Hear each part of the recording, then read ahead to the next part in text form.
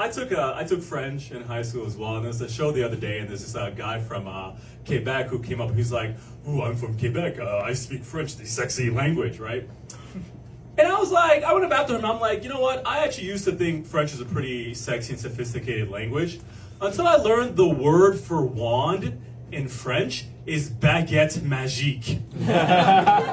Welcome to Pit to Punchlines, everybody. All right, y'all, you guessed it. On this episode of Pit to Punchlines, we are going to be talking about baguettes. Baguette Magique. All right, maybe not actually baguettes, but the point of this episode is me talking about my French learning experience, which was a doozy, but a lot of fun, so I wanted to share that with you guys. All right, guys, you're probably wondering, what is this joke you did at the very beginning? What does it mean? I want to kind of start off with that, essentially like why I started doing what I did to learn French. The reason why I know that Baguette Magique means wand in French is because with any type of language, it's kind of a use it or lose it game. At some point, I started trying to read something in French.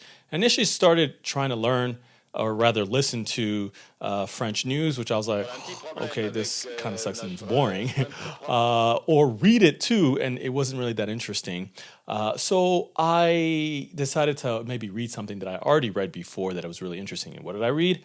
But Harry Potter. Not me, not Hermione, you.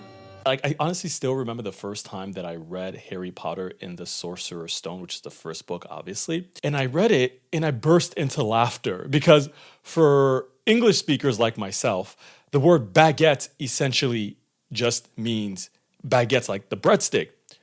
But in French, baguette magique is just a wand because baguette can mean the breadstick or just the stick. So then I started thinking, wait, is baguette magique a magic stick? Okay, French, you nasty. The French can be nasty, you know. Anyway, but essentially, I don't know. I started thinking, wait, are French people just like sending each other baguettes as opposed to eggplants? I don't know. We're going to come back to that question. Anyways, one of the interesting thing too that I think about is that French is a very particular language. And for me, compared to when I was learning Spanish, French was much more difficult. And I think the reason why that is a little bit of the language and the nuance and all like their exceptions upon exceptions. But part of it also too is the attitude of French speakers. If you ever speak to a native French speaker, they are very particular about correcting you when you are not speaking correctly. And they will correct you, believe me, not as chill about it. As opposed to Spanish speakers when I was learning Spanish, which was when I was in residency in Chicago, a lot more chill, a lot more forgiving. I still remember the abuelos and abuelas who were definitely encouraging me to speak Spanish, even though I made a lot of mistakes initially. Whereas I feel like French speakers, if you're not speaking very well, you make a lot of mistakes, or if you're in Paris and your accent just sounds bad, they'll just start speaking English because they don't want to hear your French. Bonjour. Hello. Through all that, I still kind of power through it. I will say, though, that I am Nigerian and I look very West African. And often people may not be surprised that I speak French until they realize that I'm not from Niger or any of the other West African countries that speak French because they were French colonies. My country, Nigeria, was fortunate enough to be colonized by the British. Yeah, they suck. But at home, whenever anyone who's Nigerian, you will speak probably English, but also whatever other native language that you speak as well. All right, guys, let's get into this journey and how it started. So it started in high school with my French teacher named Mr. P. Mr. P was an excellent French speaker. As a teacher, not so great. He kind of sucked. And it kind of hurts me a little bit to say that he sucked. But he did suck, but not because of him not having the capabilities to be a good teacher. He just had a lot of life happen in a very short period of time once he started teaching. He had family members who were sick, and he had to call off a lot to be able to take care of them. And the thing is that Mr. P was this tall, buff, black dude. He played college back in the day. And when you see him walking down the street, you'd be like, okay, brother. But then when he starts speaking French, you'd be like, what in the name of Pierre is going on, right? He spent many years in France, like spoke French so well. But because of all the things that were going on in his life, he was not able to be the French teacher that I and other people in my class who were super, super nerdy really, really wanted. And even though I didn't really learn much French in high school, I remember at the end of high school, he apologized to me and the other people in our class, being like, hey, I really feel like I failed you guys, because for him, he just started teaching when we came in. And yeah, it kind of sucked, but it is what it is. It is what it is. Moved on. So I ditched French after high school, honestly. Didn't really take it in college. Started medical school, and essentially the first year of medical school, didn't really have much time for anything but medical school. So essentially, I didn't pick up French again until I took a year off after my third year of medical school because I needed a break, and moved to DC for a year where I was doing research. And I had a lot more time on my hands. Now in DC, I picked up speaking French again, and I used two different avenues. One, I used this language software called Fluenz. We'll get back to that later on. And in addition to Fluenz, I ended up finding a speaking partner on one of these websites that you use to find a language exchange partner. My French-speaking partner, who ended up becoming a good friend, her name was Jocelyn. She lived in Europe at the time. She grew up speaking French because she's West African, but also grew up in France.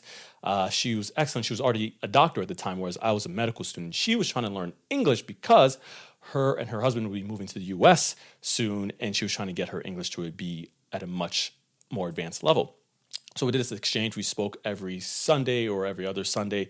It was excellent, really, really awesome. That helped me a bit. So finished that year up in DC, went back to med school, finished med school, matched to residency. And then after you match to residency, you have a couple months to where you can do whatever you want, like take a vacation because you've been studying your ass off for the last few years, and also move if you need to. So for me, I was like, I want to maybe spend some time in France because, I think a little bit of immersion would really, really help my speaking.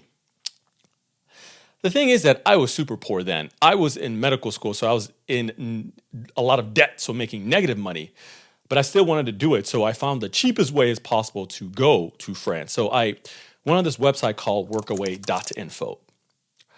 I should say whenever a website has anything but .com, you're like, is there a sketchy Nigerian behind this trying to take my money? But workaway.info is actually a really awesome website. It's still there. It's where people can go on the website, find a potentially homestay situation in another country. The thing is, it's like an exchange. So essentially, the people who are hosting on the website will ask you for help with something, hence workaway.info. So you could do a bunch of different things. So for me, I was lucky enough to find this family. Actually, they found me because they messaged me first, who lived in this super, super small town just outside of Bordeaux in France. And it was super interesting because most of the experience that people have is, hey, or most of the things people ask for is like, watch my kid or maybe help me out with something. This family, on the other hand, they needed help with just what they did around their property, but they did a lot of manual labor. So I did manual labor as well with this family. But the town I went to was a super, super cool, tiny town. Kind of felt like Beauty and the Beast for a little bit. But it was really, really interesting. And honestly, the work I did with this family was intense. I did everything from helping them because they did the work as well. It wasn't just me doing it because that would be weird. But so they would be working on their farm. I would do that. They would be helping their neighbors clean out their roof, and I would help do that. They'd be trimming trees. I'd help do that. Literally did everything that they did. But I was super impressed with this couple because whenever we were done at the end of the day, they would go to the gym, but then I would be like, my neck, my back, no, it's fine. But it was, I was not used to doing manual labor, so it was super interesting. What was also really cool about this couple is that, so they were a white French couple. They could not have kids on their own, so they adopted a Vietnamese baby at the time, who ended up becoming my good friend while there. And there's something super special about learning languages with little kids. My friend, I'm gonna call her Flora, not her real name. I'm gonna call her Flora. She was super awesome, young at the time, around let's say 7 or 8. She wanted to be my best friend. And it was super interesting. We had a lot of fun experiences because my pronunciation at the time was not as great. So I remember at one point I was trying to say the term for rainbow, and I couldn't say it very well. And kids are great because they will laugh at you, but then they'll help you get better. So the way you say that is arc-en-ciel, but I couldn't really say it well. And she was like, hey, well, then she would correct me. And I remember this couple was also super trusting. So sometimes when they went to the gym at the end of the day, they would leave their daughter in my hands, and we would just essentially walk around the town. And this town, super tiny town, literally a town of like 200, 300 people. Me and Flora would be walking around, and they'd be looking at us because I'm a black man and this like Asian like little girl, and they'd be like, how the hell did our town become so diverse all of a sudden? Like they were super thrown off, but it was a super great experience. Really, really had a good time. It was great. So after that, came back to Chicago where I did my residency as well and tried my best to maintain my French in residency. However, it is not easy to maintain a language when your schedule is that busy. But I tried my best. I ended up finding some friends who were North African and some other friends who were not native French speakers who we all try to meet up every once in a while to speak French. But honestly, it was not really as, I think, intensive enough. I didn't really have an experience again to do an immersion until after I was done with residency and fellowship. So I moved to LA for fellowship in 2020 in the middle at the end of June, which is not a great time for anyone to move anywhere, but I did it. So moved to LA, finished up fellowship, and after that I was like, yo, I'm taking some time off before I actually start doing this full doctor thing. So took about 3.5 months off. I was fortunate enough, I found this really, really cool immersion program in this really, really cool town called Aix-en-Provence, which is in the southwest of France, not too far from Marseille. So I found it through a friend of mine who grew up there and told me about the school. In English, the school is IS Aix-en-Provence. Super cool, small school that takes in students from all over the world, and you get to really have a really great French learning experience because you have a mix of classes, but also you can also do what I did, which is stay with the homestay, which the school helps you find. So I was there for 2.5 months.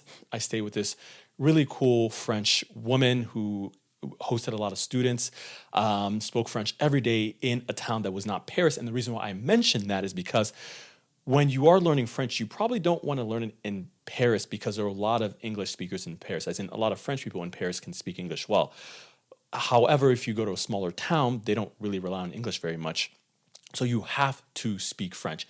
And they also speak slow with less slang, which is, I think, easier for the non-native French speaker to be able to learn French. So this experience was really, really, really awesome. I got to meet people from all over the world who were French speakers. Even in my homestay, I got to meet very, very interesting people. Like at the time, I was staying in the same homestay with someone who was a anti-vaxxer. We, interestingly enough, did become friends, but we had a lot of debates, which probably helped my French. Super, super cool. Really, really great experience. I would honestly recommend anyone to kind of have the similar experience. And I also learned a lot about Europeans that I did not expect to learn. Like, for example, when going hiking with the German women, you better be prepared because they don't play. They do not play at all. But that experience was what helped my French jump from what I would say is maybe beginner to moderate level to a more advanced moderate level. It was really, really intensive, but a lot of fun. I also got to travel on the weekends as well. So if anyone has the opportunity to do so, I would really recommend in any type of language you're learning, try to have some type of immersion experience and speak as much as you can. So all that's over. I live in LA now, and I still have to find ways to maintain my French. So I want to give you guys a couple recommendations for how to do so. My go-to is listening to this podcast and also watching their YouTube channel of this series called Easy French. So this is the Easy Language series in which you have people who are essentially trying to teach people languages from all over the world. So for Easy French, what they do is that they go around Paris and other Francophone or French cities and they talk with people in the streets and they put that on their YouTube so you can listen to people speaking French naturally, which is awesome. And I also listen to a podcast in which the two hosts just talk about different topics, which is also really good as well. Love listening to French music. For anyone who is loves French music, two artists that I really, really enjoy. Actually, I'll give you three. One is Stromae. Really super fun, interesting, very creative Belgian rapper slash singer that really makes amazing music. Another one is Indila. She's more indie, but her songs are super interesting. Music videos are great as well. And I also love Gims, a beautiful voice, amazing artist as well. Love listening to other French music to be able to kind of maintain that. And I also am lucky enough in LA, I've found a lot of French speakers who are native French speakers. So whenever I see them and hang out with them, I try to speak French as much as I can because honestly, it's use it or lose it. And nowadays, I realize I'm super grateful for also French as well, as I am applying for Canadian permanent residency or fast track permanent residency, because you never know what's going to happen. You get more points as a French speaker. So I'm super grateful for that. And I really love learning languages, and very curious if you guys want to comment about how you go about learning French or any other languages as well.